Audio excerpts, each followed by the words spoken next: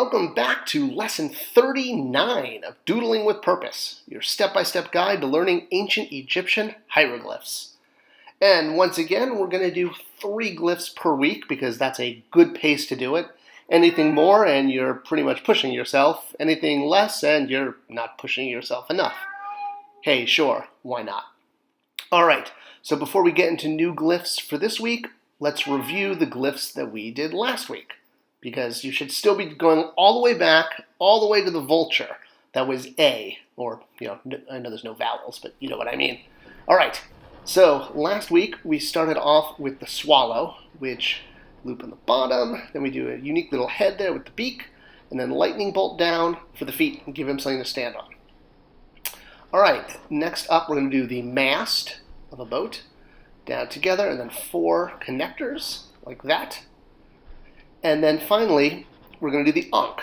Circle with a triangle on the side, another triangle on the side there, straight down, connect, and negative space loop. All right, new glyphs for this week. First up, we have the lizard. Not that lizard, more like this lizard, like the kind you'd find crawling on the ground in the pyramids and stuff. And it's actually spread out exactly like this. Although it only has 3 toes, not 5. But who's counting? Well, I guess I am. All right. What am I saying? This one has 5 toes. Maybe it can be drawn with 5 toes. I've always drawn it with 3 toes. I guess I should have looked at the images before I recorded it and counted the toes. We're having a lot of toe trouble. See, 3! See, this one's got 3. All right, the point is there's variations, and that's actually with all of glyphs.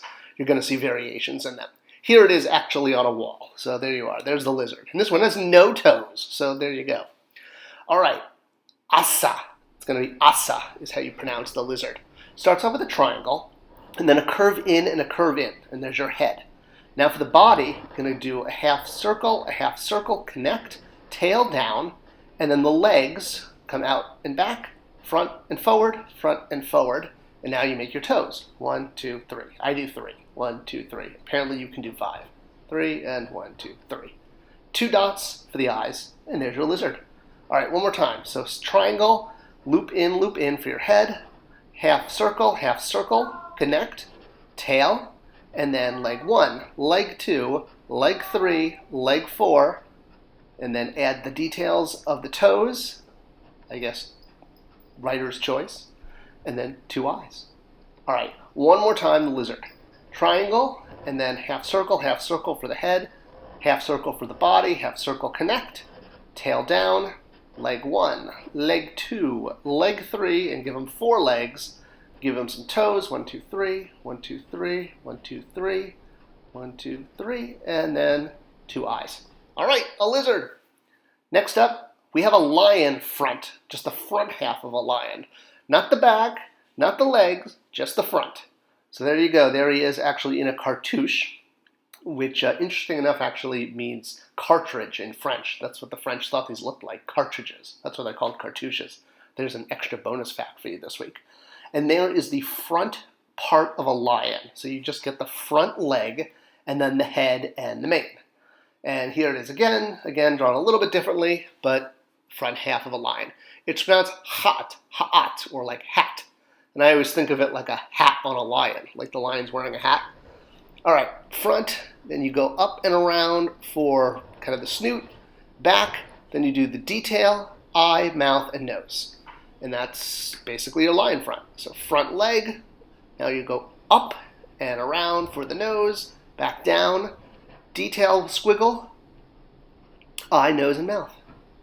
All right, one more time. Front leg, up and around, the nose, back up, connect, squiggle for the detail, eye, nose, and mouth.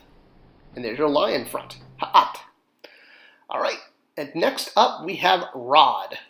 Right? In Rod We Trust. Hey, I got to make 2 Simpson jokes with 1 glyph. How cool is that? All right, we're obviously not talking about an inanimate carbon rod. We're talking about this rod, the one on the right there. The rod and the whip are 2 symbols of royalty in ancient Egypt, which is why you see them being held all the time by sarcophagi and pharaohs in their statuary and artwork, etc., etc. But the rod itself, as you can see on the right, is going to be our single glyph. We're not drawing them together.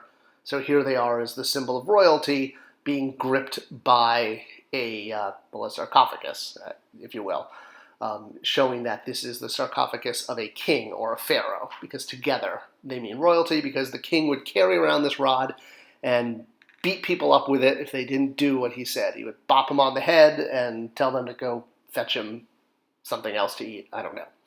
It makes haka, haka, like haka, hit you on the head. All right, pretty easy. Diagonal and a loop. Diagonal, loop, down.